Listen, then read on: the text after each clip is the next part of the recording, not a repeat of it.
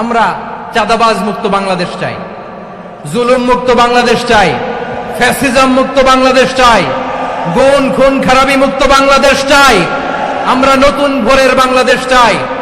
ওই বাংলাদেশ পাওয়ার জন্য মুনকার প্রতিরোধে, অন্যায় প্রতিরোধে যদি বাঘের বাচ্চার মতো, আবু সাইদের মতো দুই হাত উঁচু করে বুককে টান টান করে প্রসারিত করে দাঁড়াতে হয়, রাজি আছে মুসলমান?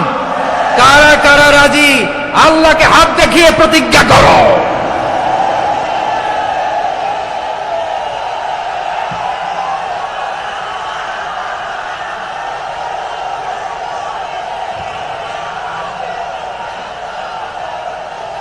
সম্মানিত সুধী, হযরতুল আল্লাম শহীদ মরহুম আল্লামা দেলওয়ার হোসেন সাঈদী রাহিমাহুল্লাহ, ওনার স্মৃতি বিজড়িত আজকের এই ঐতিহাসিক প্যারেড ময়দানের তাফসিরুল কোরআনের প্রোগ্রামে সব আছে। স্টেজ আছে, শ্রোতা আছে, প্যান্ডেল আছে, মিডিয়া কাভারেজ আছে, কিন্তু আমাদের কলিজার টুকরাটা আমাদের মাঝে নাই। আজকের এই প্রোগ্রামে আলোচক হয়ে এই চেয়ারে আমি না বসে ওই শ্রোতাদের কাতারে বসে যদি আমাদের আল্লামার নুরানি চেহারার দিকে তাকিয়ে ওয়াজ শুনতে পারতাম, আমাদের হৃদয়টা ঠান্ডা হয়ে যেত, আমাদের তৃষ্ণার্ত হৃদয় শান্ত হতো। সব আজকে আছে, কি যেন নাই, ঠিক কিনা বলেন? আল্লাহ তাআলা প্রতি 100 বছরে একজন মুজাদ্দিদ পাঠান, প্রতি 100 বছরে একজন মুজাদ্দিদ, যিনি সমাজকে সংস্কার করেন। আল্লামা দেলওয়ার হোসেন সাঈদী রাহিমাহুল্লাহ ছিলেন তেমন একজন মুজাদ্দিদ। চিৎকার করে বলেন ঠিক কিনা? উনি শিরক বিদআতের আস্তানাকে তছনছ করে দিয়েছেন, তাওহীদের বাণীকে সমুন্নত করেছেন, গণমানুষের কাছে তাফসিরুল কোরআনকে জনপ্রিয় করেছেন। আজীবন আজীবন তিনি ইসলামকে বিজয়ী শক্তি হিসেবে দেখার স্বপ্ন দেখতেন। এত প্রাঞ্জল ভাষা, এত চমৎকার আধুনিক প্রেজেন্টেশন, গণমানুষের কাছে কোরআনের তাফসিরকে এভাবে জনপ্রিয় করে তোলার মতো ব্যক্তিত্ব আল্লামা সাঈদী ছাড়া দ্বিতীয় কেউ এই বাংলার ভূখণ্ডে নাই। এই যে তাফসিরুল কোরআন, এই যে টার্মিনোলজি, এই টার্মটাই উনি আসলে জনপ্রিয় করেছেন। আমরা আগে জানতাম না যে এভাবে তাফসির করা যায়, এভাবে scientific indications of the Holi কোরআনকে মানুষের কাছে পেশ করা যায়, এভাবে এত জীবন ঘনিষ্ঠ করে, এত ইন্টারেক্টিভ করে কোরআনের কথাগুলো মানুষের কাছে উপস্থাপন করা যায়।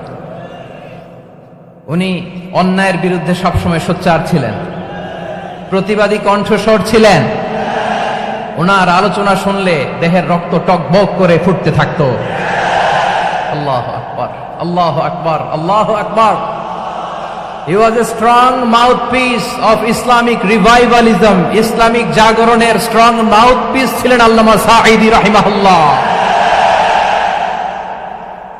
অনেক দোয়া পেয়েছেন। আমরা পড়েছি, এমন জীবন তুমি করিবে গঠন, মরণে হাসিবে তুমি, কাঁদিবে ভুবন। গোটা বিশ্বকে তিনি কাঁদিয়েছেন। আল্লামা যখন ইন্তেকাল করলেন, আমি তখন মালয়েশিয়া থেকে যুক্তরাষ্ট্রে একটা কনফারেন্সে যোগ দিতে যাচ্ছি, কাতার এয়ারলাইন্সে। মালয়েশিয়া থেকে দোহাতে নামলাম। দোহায় যখন আমার ট্রানজিট, তখন শুনতে পেলাম যে আল্লামা বিদায় নিয়েছেন। সোশ্যাল মিডিয়ায় শুনে বিশ্বাস করতে পারলাম না। মুহূর্তের মধ্যেই মাসুদ সাঈদী ভাইকে মেসেজ করলাম, উনি কোনো উত্তর দিতে পারলেন না।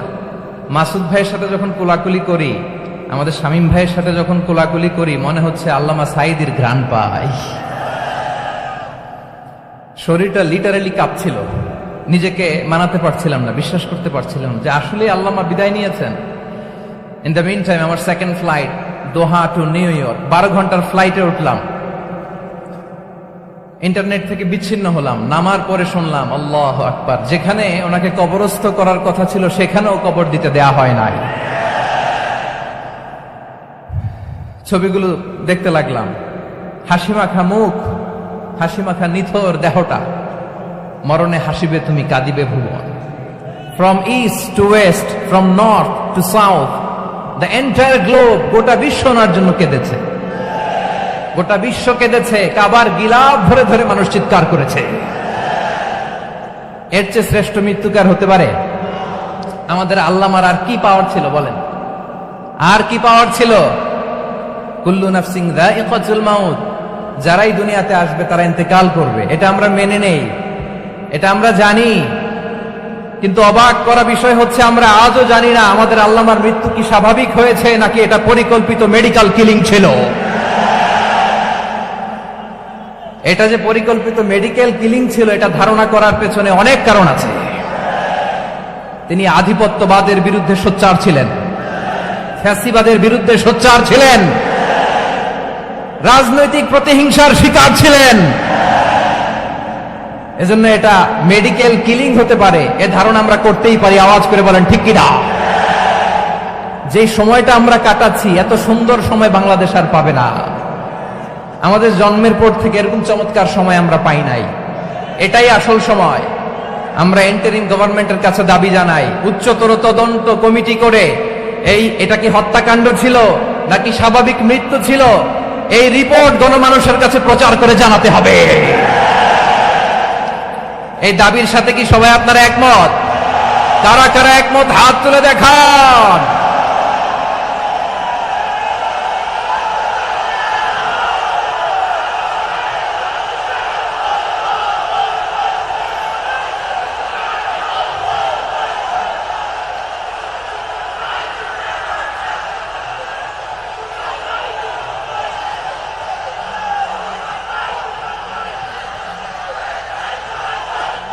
আমার প্রিয় ভাইয়েরা, প্রিয় চট্টলাবাসী, আল্লাহ তাআলা তার এই মুখলেস গোলামকে তার জান্নাতুল ফেরদাউসের মেহমান হিসেবে কবুল করুক, তার জীবনের সকল খেদমাগুলোকে কবুল করুক, জান্নাতুল ফেরদাউসের আলা মাকামে তাকে মেহমান হিসেবে কবুল করুক। আল্লামা শহীদ দেলোয়ার হোসেন সাঈদী রাহিমাহুল্লাহ, উনি ছাড়াও এই ঐতিহাসিক ময়দানে কথা বলেছেন আল্লামা লুৎফুর রহমান রাহিমাহুল্লাহ। চলে গিয়েছেন আমাদেরকে ছেড়ে। তিনি বলতেন, ইনশাআল্লাহ মিজান আবার আসবে। হুজুর আমি তো আসলাম, আপনি তো আমাদেরকে ছেড়ে চলে গেলেন। আল্লাহু আকবার, আল্লাহু আকবার, আল্লাহু আকবার। গলায় কোনো সুর ছিল না, সুর দিয়ে কথা বলতেন না, কিন্তু এত চমৎকার শব্দের বুনন, এত চমৎকার প্রেজেন্টেশন, এত চমৎকার ভাবে ঐতিহাসিক বর্ণনাগুলো তিনি উপস্থাপন করতেন। মন্ত্রমুগ্ধ হয়ে আমরা আল্লামা লুৎফুর রহমানের কথা শুনেছি। আমরা হযরতুল আল্লাম লুৎফুর রহমান রাহিমাহুল্লাহর জন্য এই বিশাল ময়দান থেকে দোয়া করছি, আল্লাহ তাআলা তুমি তোমার এই খাদেমকে জান্নাতের মেহমান হিসেবে কবুল করে নাও। আরো অনেক আল্লামারা এখানে কথা বলেছেন, বিশেষ করে বাইতুল শরফের মরহুম পীর সাহেব হুজুর থেকে শুরু করে আরো যারা যারা তারকাতুল্য ওলামায়ে কেরাম এই চট্টগ্রামের ময়দানে কথা বলেছেন, আলো ছড়িয়েছেন। আমরা এই লক্ষ লক্ষ তাওহীদি জনতাকে নিয়ে তাদের জন্য দোয়া করছি, আল্লাহ তাআলা ওনাদের জীবনের সকল ভুল ত্রুটি ক্ষমা করে দিয়ে তাদেরকে জান্নাতুল ফেরদাউসের মেহমান বানিয়ে নিক। আমরা এই ঐতিহাসিক প্যারেড ময়দানের প্রোগ্রাম থেকে স্মরণ করতে চাই 24-এর ছাত্র নাগরিক অভ্যুত্থানে আমার যে সমস্ত ছাত্র নাগরিক ভাইয়েরা দেহের তাজা রক্ত বিলি দিয়ে নতুন বাংলাদেশ আমাদেরকে উপহার দিয়েছে। বিশেষ করে আপনাদের এই চট্টগ্রামের শহীদ ফয়সাল, শহীদ ওয়াসিম সহ সকল শহীদকে আল্লাহ তাআলা কবুল করুক। আমরা সবাই পড়ি আমিন। প্রিয় ভাইয়েরা, আমি নগণ্য একজন কোরআনের ছাত্র। এত বিশাল মঞ্চে এত বড় প্ল্যাটফর্মে কথা বলা আমার জন্য সাজে না। তারপরও আমাদের মুরব্বীরা আমাদের ডানে বায়ে বসে আছেন, ওনাদের আদেশ ক্রমে, ওনাদের অনুমতি ক্রমে কিছু কথা আজকের এই ঐতিহাসিক প্রোগ্রামে আপনাদের সামনে উপস্থাপন করার চেষ্টা করব। ওমা তাওফীকি ইল্লা বিল্লাহ। প্রিয় ভাইয়েরা, 5 দিন ব্যাপী এই তাফসীরুল কোরআনের প্রোগ্রামে অনেক ওলামা হযরত কথা বলেছেন। যারা কোরআন সুন্নাহ থেকে আমাদেরকে কোরআনের কথাগুলো শোনালেন, আমরা যেন সেগুলো আমল করতে পারি, আল্লাহ আমাদেরকে তৌফিক দান করুন। শুরুতে আমাদের নিয়তটাকে খালেস করে নেওয়া দরকার। এই যে গ্যাদারিং, এই যে হিউজ শোডাউন, এগুলো যদি আমাদের নিজেদেরকে পরিবর্তন না করে তাহলে এতে কোনো লাভ নাই। জোরে বলেন ঠিক কিনা? এই প্রোগ্রাম যদি আমাদের জীবনকে পরিবর্তন করে, আমাদের চিন্তার ডিএনএ কে চেঞ্জ করে দেয়, তাহলেই চট্টগ্রামের প্যারেড ময়দান সার্থক। আসুন আমরা চিন্তাকে খালেস করে নেই। আমরা সবাই নিয়ত করি যে যতটুকু কথা আমরা কোরআনের আলোকে শুনবো, আমলের নিয়তে শুনবো ইনশাআল্লাহ। বলেন সবাই। আপনারা সবাই ঠিকঠাক আছেন তো? কখন আসছেন আপনারা? সবাই আসছেন কখন? সকালে, কেউ দুপুরে, 9টায়। আল্লাহ আল্লাহ। দুপুরের খাবার খাওয়ার সুযোগ হয়েছিল? খান নাই? রোজা রাখছেন? আহা, আমি কি দিয়ে বিদায় দেব আমার এই ভাইগুলোরে? আল্লাহ, তুমি আমার ভাইগুলোরে কবুল করো। ইসলামের পক্ষের এই গণজোয়ারকে আগামীর বাংলাদেশের ইসলামের জন্য তুমি কবুল করো। যেই ভালোবাসা ইসলামের জন্য হয়, যেই গণজোয়ার কোরআনের জন্য হয়, পৃথিবীর কোন শক্তি দিয়ে সেটাকে আটকানো যায় না। জোরে বলেন ঠিক কিনা? এজন্য গ্রাজুয়ালি, সিস্টেম্যাটিক্যালি, মেথোডোলজিক্যালি আমাদেরকে আগাতে হবে, শুধু আবেগ দিয়ে নয়। বিবেকেরও দরকার আছে না নাই? প্রিয় ভাইয়েরা, আসুন, আমাদের কথা অনেক বেশি, সময় অনেক কম। আমরা আর কাল বিলম্ব না করে মহাবিশ্বয় মহাগ্রন্থ আল কোরআন আল কারীম থেকে কিছু কথা শুনি। আমি যে টপিকটা নিয়ে আজকের ঐতিহাসিক চট্টগ্রামে প্যারেড ময়দানের তাফসিরুল কোরআন প্রোগ্রামে আলোচনা করব, সেটা হচ্ছে সূরাতু আন-নাহলের 90 নম্বর আয়াত নিয়ে কিছু কথা আমরা উপস্থাপন করবার চেষ্টা করব ইনশাআল্লাহ। আমার খুতবার শুরুতেই আপনারা মোটামুটি আন্দাজ করে ফেলেছেন যে আমি কি নিয়ে আলোচনা করব, কারণ যে আয়াতটি আমি তেলাওয়াত করেছি এই আয়াতটি প্রায়শই এই ভূখণ্ডে, এই বাংলাদেশে জুমার দিনে খতিব সাহেবরা দ্বিতীয় খুতবা শেষের দিকে পড়ে না? কি কমন পড়ছে? ইন্নাল্লাহা ইয়া'মুরু বিল আদলি ওয়াল ইহসান ওয়া ইতা'i যিল কুরবা ওয়া ইয়ানহা আনিল ফাহশাই ওয়াল মুনকারি ওয়াল বাগি ইয়া'iদুকুম লা'আল্লাকুম তাযাক্কারুন। মুখস্থ আছে না সবার? আসুন আমরা এই আয়াতের সরল অর্থ, এর মর্মবাণী, এর সংক্ষিপ্ত তাফসীর সবাই মিলে আজকের এই প্রোগ্রাম থেকে উদ্ধার করার চেষ্টা করি। আপনারা মনোযোগী আছেন তো? ইনশাআল্লাহ। এই আয়াতটা অনেক কম্প্রিহেন্সিভ একটা আয়াত। সাইয়েদনা আব্দুল্লাহ ইবনে মাসউদ রাদিয়াল্লাহু তাআলা আনহু উনি বলেছেন, ইন্নাহা মিন আজমাই আয়াতিল কুরআন। এটা কোরআনের সবচেয়ে জামে মানে আয়াত। যদিও ছোট্ট আয়াত, অল্প কিছু কথামালা, কিন্তু তিনি বলতেন এটা কোরআনের সবচাইতে জামে মানে সবচেয়ে কম্প্রিহেন্সিভ একটা আয়াত, যেখানে কথা কম, শব্দ কম, কিন্তু এটার দোতনা, এটার আবেদন, এটার মিনিং অনেক বেশি। সুবহানাল্লাহ। এই আয়াতে আল্লাহ তাআলা বেসিক্যালি আমাদেরকে 3টা বিষয়ে আদেশ করেছেন আর 3টা বিষয়ে বারণ করেছেন, মানে নিষেধ করেছেন। আওয়াজ করে বলুন, আদেশ করেছেন কয়টা? প্রিয় চট্টলার ভাইয়েরা, আমার মতো এই যে 3 আঙ্গুল উঁচু করে বলেন, আদেশ করেছেন কয়টা? আবার নিষেধও কয়টা? মানবো তো আমরা ইনশাআল্লাহ? বলেন সবাই। 3 do's and 3 don'ts, do's and don'ts। 3টা আদেশ, 3টা নিষেধ। এই 3টা আদেশ আর 3টা নিষেধের ভেতরে আল্লাহ তাআলা গোটা ইসলামী শরিয়ার মূল নির্যাসকে ঢুকিয়ে দিয়েছেন। সুবহানাল্লাহ। এই ছোট্ট একটা আয়াতে গোটা ইসলামী শরিয়ার, the gist, the cream of the creams, গোটা ইসলামী শরিয়ার মূল নির্যাসকে আল্লাহ ঢুকিয়ে দিয়েছেন। 3টা আদেশ আর 3টা নিষেধ। আসুন আমরা সরাসরি কোরআন থেকে শুনি, সবাই পড়ুন। আউযু বিল্লাহি মিনাশ শাইতানির রাজীম। বিসমিল্লাহির রাহমানির রাহিম। ইন্নাল্লাহা ইয়া'মুরু বিল আদলি ওয়াল ইহসানি ওয়া ইতা'i যিল কুরবা ওয়া ইয়ানহা আনিল ফাহশাই ওয়াল মুনকারি ওয়াল বাগি ইয়া'ইযুকুম লা'আল্লাকুম তাযাক্কারুন।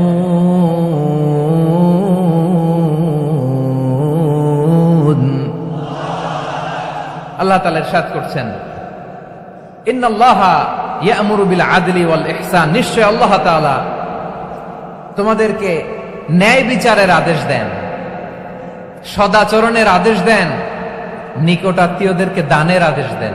আদেশ কয়টা? আওয়াজ করে সবাই বলুন তো কয়টা? নিশ্চয় আল্লাহ তাআলা তোমাদেরকে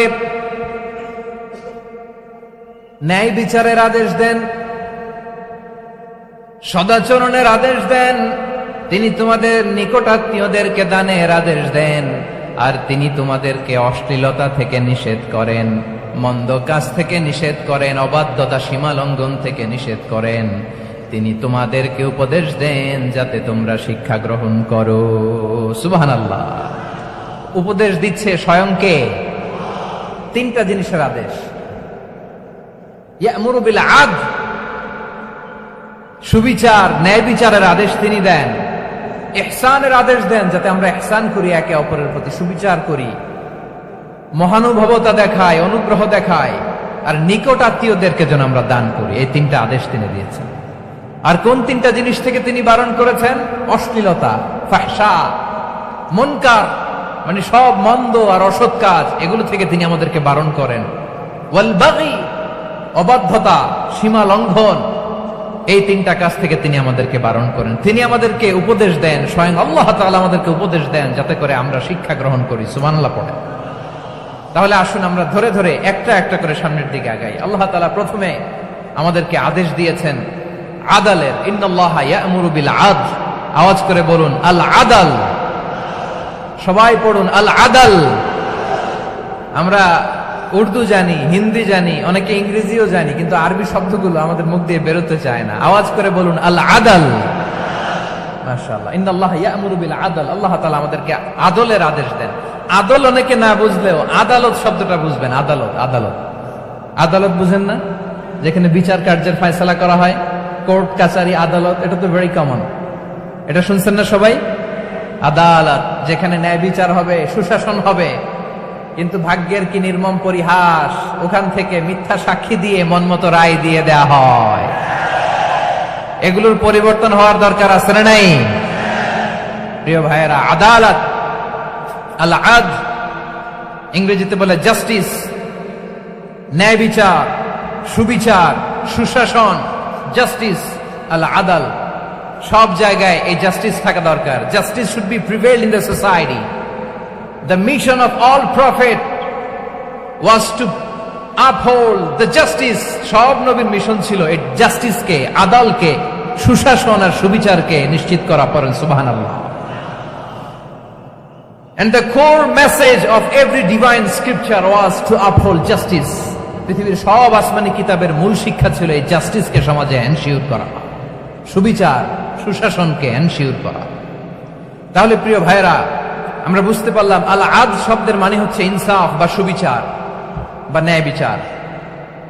এটা হচ্ছে একটা general meaning, very general meaning. আপনি যদি ইন ডেপথ বুঝতে চান, আরো ভেতরে যান, তাহলে আদল মানে হচ্ছে সমন্বয়, আদল মানে হচ্ছে ভারসাম্য, ব্যালেন্স। আদল মানে হচ্ছে মধ্যম পন্থা। সুবহানাল্লাহ পড়েন। কারণ সব সময় সমান সমান হইলেই সুবিচার হয় না। কথা কি বুঝতেছেন? ইসলামের দ্য কনসেপ্ট অফ আদল, এটা এমন আদল, এটা সব সময় সমান সমান নয়। যখন সমান সমান দেয়া দরকার, ইসলাম সমান সমান দেয়। যখন ব্যালেন্স করা দরকার, চেক এন্ড ব্যালেন্স, সমন্বয়, ভারসাম্য করা দরকার, তখন ইসলাম ভারসাম্য করে দেয়। এটার নাম আদল। সুবহানাল্লাহ।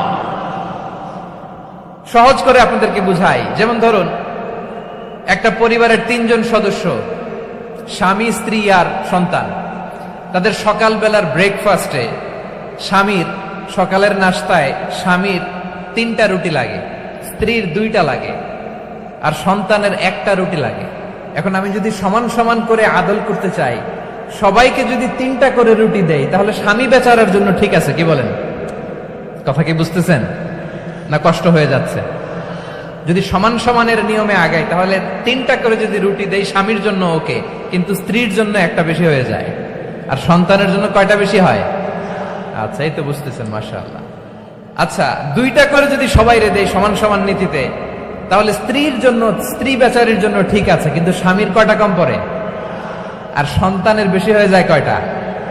আচ্ছা, সমান সমান নীতিতে সবাইকে যদি সকালের নাস্তার জন্য 1টা করে রুটি দেই, সন্তানের জন্য ঠিক আছে, কিন্তু স্ত্রী বেচারির কম পড়ে কয়টা?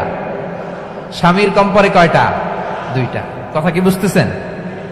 আর আমি যদি স্বামীকে দেই 3টা, স্ত্রীকে দেই 2টা, আর সন্তানকে দেই 1টা, তাহলে কারো অপচয় হবে না। যার যতটুকু দরকার ঠিক ততটুকুই কাজে লাগবে। চিল্লায় বলেন ঠিক কিনা? এটাই হচ্ছে ইসলামের আদল, যেখানে যা যতটুকু দরকার তাকে সেখানে ঠিক ততটুকু দিয়ে দেওয়ার নামই হচ্ছে আদল। চিল্লায় পড়েন আল্লাহু আকবার। রব্বুল আলামিন বলেন, ইউসিকুমুল্লাহু ফি আওলাদিকুম লিযযাকারি মিসলু হাযযিল উনসায়াইন। আল্লাহ তোমাদেরকে ওসিয়ত করেন, তোমাদেরকে আদেশ দেন, উত্তরাধিকার সম্পদ যখন বন্টন হবে, ছেলেরা যতটুকু পাবে, মেয়ে পাবে তার অর্ধেক। সুবহানাল্লাহ বলেন। দেখেন, ছেলে যদ্দূর, মেয়ে অর্ধেক, ছেলে ডবল পাবে। আপাত দৃষ্টিতে মনে হয় এখানে অবিচার হয়েছে, কিন্তু আসলে কি অবিচার হয়েছে? আপনি বিয়ের ক্ষেত্রে যান, ওইখানে আবার ছেলে মোহরানা দেয়, মেয়ে সেখানে মোহরানা পায়। তাহলে চেক এন্ড ব্যালেন্স, ভারসাম্য, ব্যালেন্স, মধ্যম পন্থা এখানে আছে না নাই? এটাই হচ্ছে ইসলামের আদল। আল্লাহ তাআলা এই আদলের আদেশ দিয়েছেন, সুবিচার, ন্যায় বিচার, সুশাসন এবং ভারসাম্যের আদেশ দিয়েছেন। প্রিয় ভাইয়েরা, একটি শান্তিময় সমাজ, একটা সমৃদ্ধ সমাজ, একটা মানবিক সমাজ যদি আমরা পেতে চাই, এই আয়াতের মধ্যে যতগুলো পয়েন্ট আছে সবগুলোর বাস্তবায়ন লাগবে। কথা বুঝতে পেরেছেন? বলেন, আওয়াজ করে বলেন, আমরা একটা শান্তির সমাজ চাই কি চাই না? আমরা একটা সমৃদ্ধ বাংলাদেশ চাই কি চাই না? আমরা একটা মানবিক বাংলাদেশ চাই কি চাই না?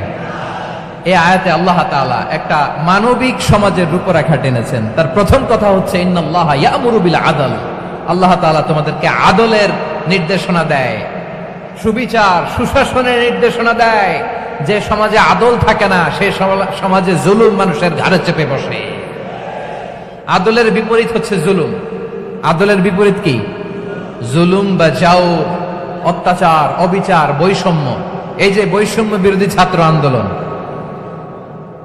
কেমন পড়ছে? এই যে একজন সমন্বয়ক তো দেখা করলো আমার সাথে। জুলুম মানে হচ্ছে বৈষম্য। বৈষম্যের স্থান ইসলামে নাই, অবিচারের স্থান ইসলামে নাই, জুলুমের স্থান ইসলামে নাই।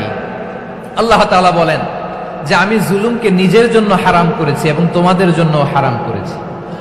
বিশ্বনবী ফরমান, আল্লাহ তাআলা বলেন হাদিসে কুদসিতে, ইয়া ইবাদি ইন্নী হারামতু যুলমা আলা নাফসি ওয়া জাআলতুহু বাইনাকুম মুহাররামান ফালা তাযালামু।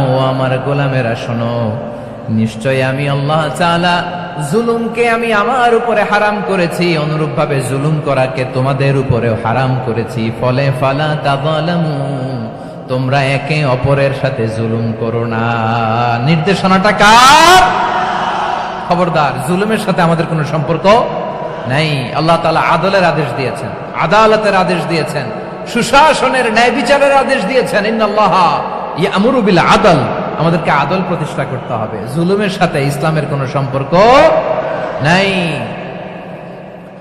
আল্লাহ তাআলা জালিমদের জন্য কঠিন শাস্তি প্রস্তুত করে রেখেছেন। যারা এই আদলকে ভুলুণ্ঠিত করে জুলুমের রাস্তায় হাঁটতে চায়, তাদের প্রাপ্য কিয়ামতের ময়দানে বুঝিয়ে দিবে কে? আল্লাহ তাআলা তাদের প্রাপ্যকে বুঝিয়ে দিবেন। এজন্য বিশ্বনবী বলে, খবরদার, তোমরা ইনসাফ করবে, আদল করবে, জুলুম করবে না। আর যুলমু যুলুমাতুন ইয়াউমাল কিয়ামা, জুলুম কিয়ামতের দিন অন্ধকার হয়ে জালিমের ঘাড়ে চেপে বসবে। আবার বিশ্বনবী বলতেন, ইত্তাকি দাওয়াতাল মাজলুম, খবরদার, তোমরা মজলুমের কান্নাকে ভয় করো। ফাইন্নাহু লাইসা বাইনাহু ওয়া বাইনাল্লাহি হিজাব, কেননা মজলুমের কান্নার মাঝে আর আল্লাহর আরশের মাঝে কোনো পর্দা থাকে না। বিশ্বাস হয়? এই কথা বিশ্বাস হয়? এর জলজন্ত প্রমাণ তো আমরা নিজেরাই দেখলাম। হ্যাঁ, মজলুমের কান্না ফুলে ফেপে মহিরুহ হয়ে, পাহাড়ের মতো হয়ে, বিস্ফোরিত হয়ে জালিমের মসনদকে ছারখার করে দিয়েছে। এর প্রমাণ তো আমরা নিজেরাই তো দেখলাম। জালিমের পরিণতি কি হয় আমরা জীবদ্দশাই তো দেখলাম। এমনও কোনো জুলুম নাই যে হয় নাই, ঠিক কিনা বলেন? আহারে জুলুম, আহারে জুলুম। রিসেন্টলি আয়নাঘরের কিছু ছবি প্রকাশিত হয়েছে সোশ্যাল মিডিয়ায়, দেখেছেন আপনারা? হ্যাঁ, ছোট্ট একটা জায়গা, স্বাধীন মানুষকে প্রাণীর মতো, পাখির মতো খাঁচায় বন্দী করে রেখেছে। কখন দিন কখন রাত কিচ্ছু জানে না, কখন দিন কখন রাত কিছু জানে না। বছরের পর বছর কেটে গিয়েছে। এক্সট্রা জুডিশিয়াল কিলিং এর কোনো হিসাব নাই। বিচার বহির্ভূত হত্যা, এনফোর্স ডিসঅ্যাপিয়ারেন্স, গুম, যেটা সবচাইতে বড় মানবতা বিরোধী অপরাধ। কত মানুষ যে গুম হয়েছে তার কোনো ইয়ত্তা নাই।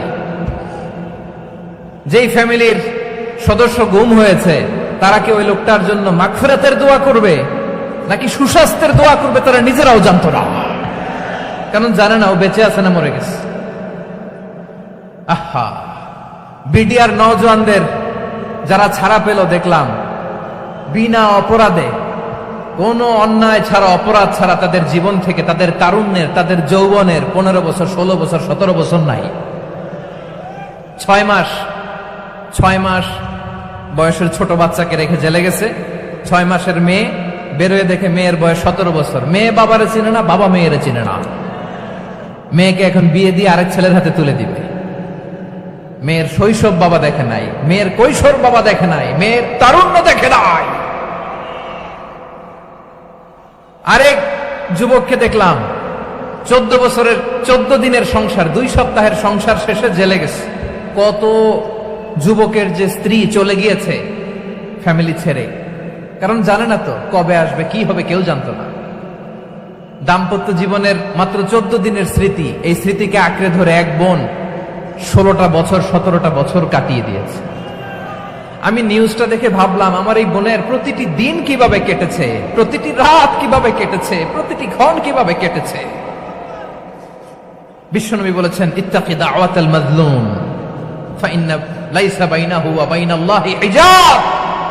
মাজলুমের কান্নাকে ভয় করো, কারণ মাজলুমের কান্না আর আল্লাহর মাঝে কোনো পর্দা থাকে না। আমরা আর এরকম কোন জুলুম বাংলাদেশে দেখতে চাই না। জোরে বলেন ঠিক কিনা? আর কেউ নতুন করে জালিম হোক আপনারা চান? আবার নতুন করে কেউ ফ্যাসিস্ট হোক আপনারা চান? এক দল আরেক দলকে নিশ্চিহ্ন করার রাজনীতিতে মেতে উঠুক, এটা আপনারা চান? আমরা বাংলাদেশকে আদল দিয়ে সাজাতে চাই। আমরা এই 56,000 বর্গ মাইলের প্রতিটা ইঞ্চি মাটিকে কোরআনের আইন দিয়ে সাজাতে চাই। রাজি আছেন আপনারা? কারা কারা রাজি দেখান হাত তুলে আল্লাহকে।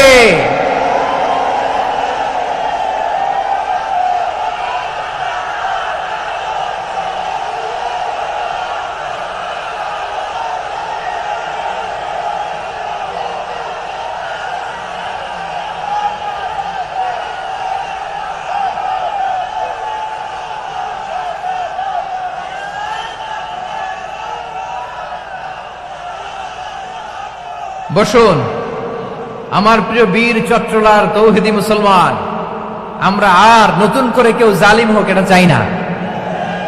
নতুন করে আবার কেউ ফ্যাসিস্ট হোক আমরা চাই না। এক দল আরেক দলকে নিশ্চিহ্ন করার রাজনীতি করুক আমরা চাই না। আমরা সুশাসনের বাংলাদেশ চাই। আমরা মানবিক বাংলাদেশ চাই। আমরা একটা সমৃদ্ধ বাংলাদেশ চাই। আমরা বিশ্বের বুকে সম্মান নিয়ে মাথা উঁচু করে দাঁড়াতে চাই, ঠিক কিনা বলেন?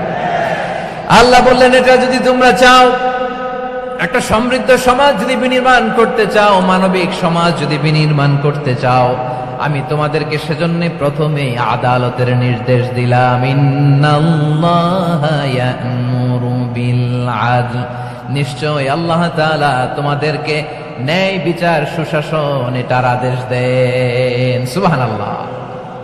আদাল, ন্যায় বিচারের আদেশ আল্লাহ তাআলা কোরআনের বিভিন্ন আয়াতে দিয়েছেন। আল্লাহ তাআলা বলছেন, ইন্নাল্লাহা ইয়া'মুরুকুম আন তুআদ্দুল আমানাতি ইলা আহলিহা ওয়া ইযা হাকামতুম বাইনান নাসি আন তাহকুমু বিল আদল ইন্নাল্লাহা নি'ম্মা ইয়া'iদুকুম বিহি ইন্নাল্লাহা কানা সামিআন বাসীরা।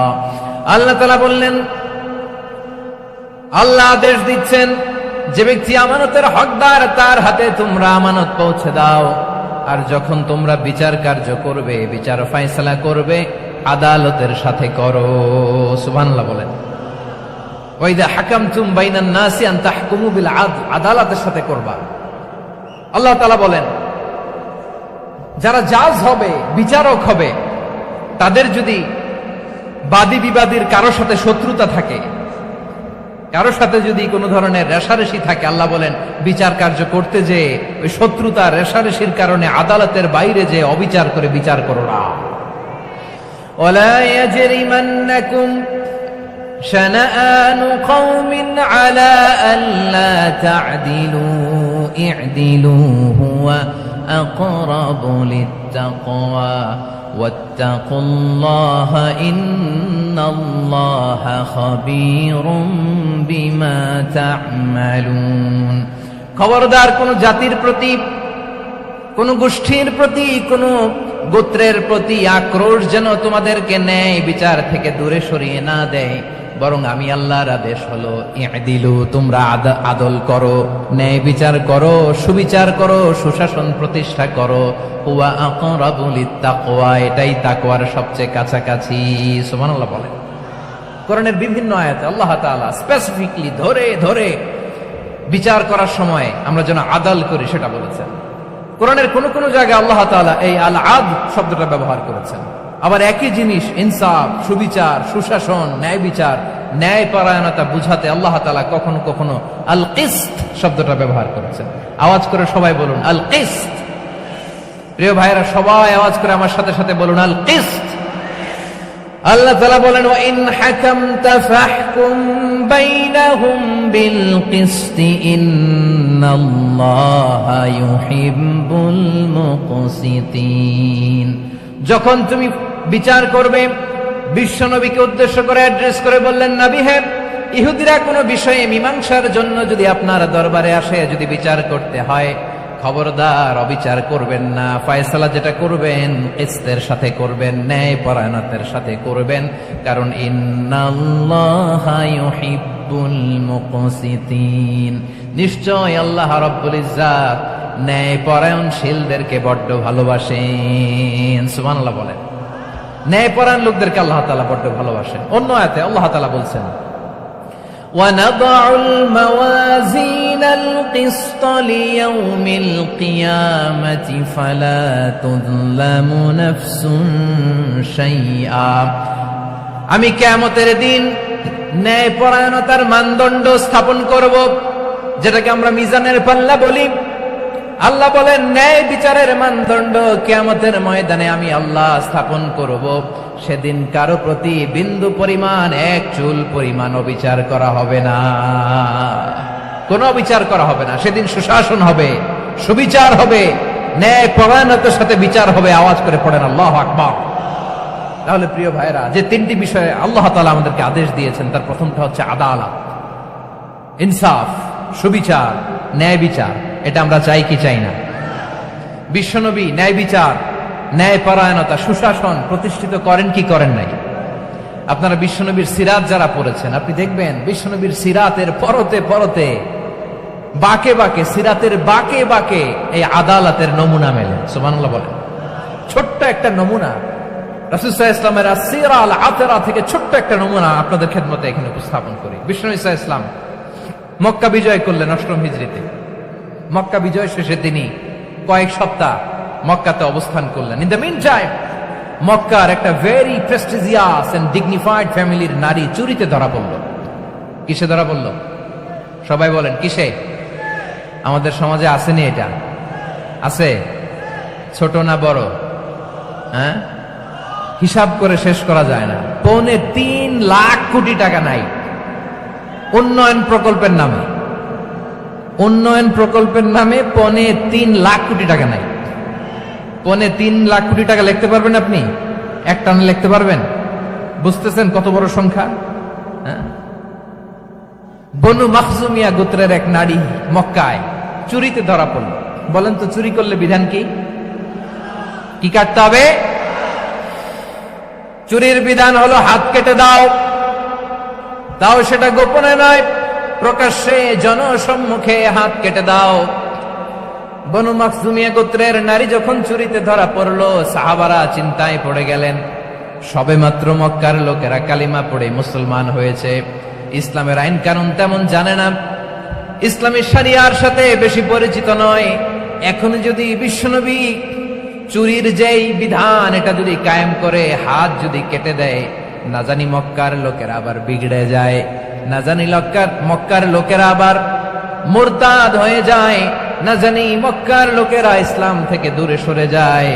চলো চলো, সাহাবীরা মিলে পরামর্শ করলেন, চলো বিশ্বনবীর কাছে যে বলি, ও নবী, শুধু কেবলমাত্র একমাত্র এই নারীর জন্য চুরির হাত কাটার বিধানটা আপনি একটু থামিয়ে দেন। চুরির হাত কাটার যে বিধান এইখানে একটু রহিত করে দেন, বাকিগুলা কইরেন মদিনাতে যে চলবে, কিন্তু মক্কায় এবারের জন্য মাফ করে দেন। কিন্তু কে বলবে? এই যে পরামর্শ, সাজেশন, এটা কে দিবে বিশ্বনবীর কাছে? সাহাবারা চিন্তায় পড়ে গেলেন। আল্লাহর নবীর সামনে দাঁড়িয়ে আল্লাহর দেয়া হুদুদ, আল্লাহর দেয়া বিধান থামিয়ে দেওয়া, মাফ করে দেওয়া, এই কথা বিশ্বনবীর সামনে বলার সাহস তো কেউ রাখে না। কেউ কেউ বলল, বিশ্বনবীর পালক পুত্র যায়েদ বিন হারেসার সন্তান উসামারে বিশ্বনবী নাতির মতো আদর করে, বড্ড বেশি ভালোবাসে উসামারে। এজন্য সাহাবারা উসামাকে বলতো হিব্বু রাসূলিল্লাহ, বিশ্বনবীর ভালোবাসা। কি বলতো? সাহাবীরা বললেন, বিশ্বনবীর ভালোবাসা হিব্বু রাসূলিল্লাহ, উসামারে পাঠাও। উসামারে বিশ্বনবী নাতির মতো স্নেহ করে, মায়া করে, ভালোবাসে। আমরা পারবো না, উসামা পারবে। সবাই মিলে ফুলিয়ে ফুসিয়ে ওসামাকে, ছোট্ট ওসামাকে রাজি করালো। ওসামা এমন এমন কথা যে তুমি বিশ্বনবীর কাছে বলতে হবে, পারবা নাকি? ওসামা বলে, পারবো। সাইয়েদনা ওসামা রাদিয়াল্লাহু তাআলা আনহু তরুণ সাহাবী বিশ্বনবীর কাছে গেলেন, যে বললেন, নবী, বনু মাখজুমিয়া গোত্রের এক নারী চুরিতে ধরা পড়েছে, এবারের জন্য কি এই মহিলাটারে মাফ করে দিলে হয় না? এবারের জন্য একটু ক্ষমা করা যায় না নবী? বিশ্বনবী বলেন, আতাশফাউ ফি হাদ্দিম মিন হুদুদিল্লাহ, তোমার এত বড় সাহস উসামা, তুমি আল্লাহর হাত, আল্লাহর দেয়া বিধান, এটার ব্যাপারে সুপারিশ করতে এসেছো? তোমরা কি জানো তোমাদের আগে যত কওম, যত গোত্র, যত জনপদ ধ্বংস হয়েছে তার কারণ ছিল তাদের মধ্যে গরিবরা অন্যায় করলে তারা বিচার করত, আর ধনীরা অন্যায় করলে তারা মাফ করে দিত। খবরদার! ওয়া আইমুল্লাহ লাউ আন্না ফাতিমাতা বিনতি মুহাম্মাদিন সারাকাত লাকাতা মুহাম্মাদুন ইয়াদাহা। বিশ্বনবী বললেন, আরে ওসামা, বানু মাখজুমিয়ার ওই প্রেস্টিজিয়াস এন্ড ডিগনিফাইড ফ্যামিলির মেয়ে তো দূর কি বাত, অনেক দূরের কথা। জেনে রেখো ওসামা, আমার কলিজার টুকরা, নয়নের পুটুলি ফাতেমাও যদি মক্কার জমিনে আজকে এই চুরির দায়ে ধরা পড়তো, আমি বিশ্বনবী মুহাম্মাদুর রাসূলুল্লাহ ধরে ফাতেমার ডান হাতটা কেটে দিতে এক বিলম্ব দেরি করতাম না। ইন্নাল্লাহা ইয়া'মুরু বিল আদল, আমাদেরকে জাস্টিস শিখায়। পশ্চিমারা আমাদেরকে ইনসাফ শিখায়, আমাদেরকে সুশাসন শিখায়।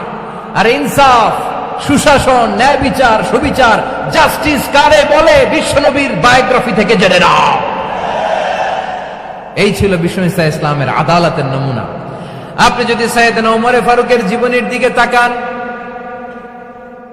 এমন কঠোর, এমন বীর সেনানী ছিলেন। সাইয়েদনা ওমর ফারুক যদি রাস্তার এই মাথা দিয়ে হাঁটা শুরু করতেন, শয়তান ওমর ফারুককে দেখলে ওই রাস্তা রেখে দিয়ে অন্য রাস্তা দিয়ে হাঁটতো। সুবহানাল্লাহ। ওমর ফারুক রাদিয়াল্লাহু তাআলা আনহু কি পার্সোনালিটি ছিল, কি পার্সোনালিটি! আমাদের এলাকায় ছোট বাচ্চারা রাতে ভাত খেতে চায় না, আমার মেয়েটাও খেতে চায় না। এই এটা দিব, ওইটা দিব, আজকে মাহফিলে আসার সময় বলে দিছে লিস্ট করে, এটা এটা আনতে হবে। তো ছোট্ট বাচ্চাদের অনেক বায়না থাকে, ওরা রাতে খেতে চায় না। তো মায়েরা বিভিন্ন ভয় দেখায়, এই বাঘ আসবে, বাঘ আসবে খাও, এই ভূত আসবে, ভূত আসবে খাও। আপনারা কি বলেন চট্টগ্রামে? কি আসবে? হ্যাঁ, ভূত, ভূত, ভূত আসবে, বাঘ আসবে, খাও খাও খাও, তাড়াতাড়ি খাও। তো বাচ্চারা এগুলো শুনে ভয়ে খেতে শুরু করে। মদিনার জমিনেও একই ঘটনা ঘটতো। মদিনার ছোট্ট ছোট্ট সোনামণিরা খেতে চাইতো না।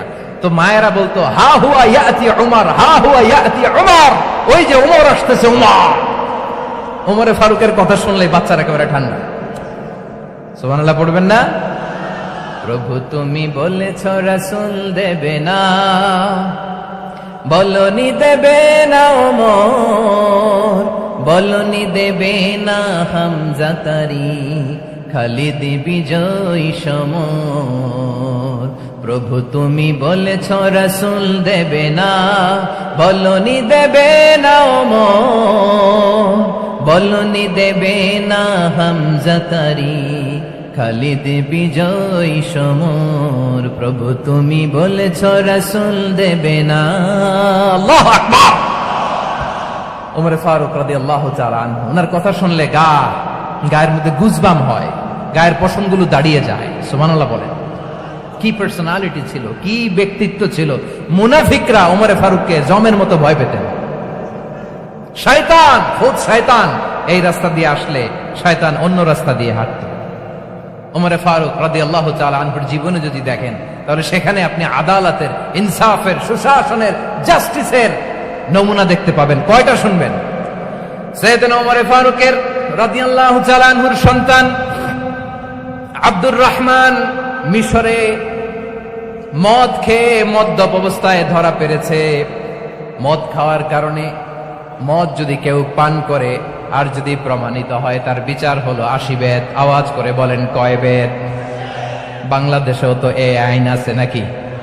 বাংলাদেশে আছে?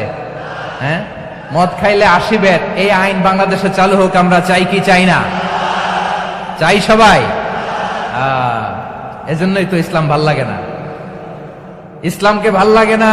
ইসলামকে আউট করে রাখতে পারলেই তো এরকম বড় বড় বোতল খাওয়া যায়। একেবারে সহজ, পানির মতো সহজ হিসাব, একেবারে সহজ। ওমরে ফারুক রাদিয়াল্লাহু তাআলা আনহুর ছেলে ভুল করে মদ পান করে ফেলেছিলেন। আব্দুর রহমান, ঘটনা ঘটেছে মিশরে। মিশরের গভর্নর তখন আমর ইবনে আস রাদিয়াল্লাহু তাআলা আনহু। আব্দুর রহমানের ভাই যে গভর্নরকে বলল, গভর্নর যদি একটু দয়া করেন, খলিফার ছেলে আমার ভাই আব্দুর রহমান মদ্যপ অবস্থায় ধরা পড়েছে, জনসম্মুখে যদি আপনি বেত্রাঘাত করেন আমাদের প্রেস্টিজ থাকে না, যদি 80 বেত আপনি মারেন আমার কোনো কথা নাই, কিন্তু ঘরের ভেতরে মারেন। আব্দুর রহমানের ভাইয়ের সুপারিশ শুনে সাইয়েদনা আমর ইবনে আস রাদিয়াল্লাহু তাআলা আনহু রাজি হয়ে গেলেন। ঘরের ভেতরে লোকচক্ষুর আড়ালে 80 বেত তিনি মানলেন। কিন্তু ঘটনা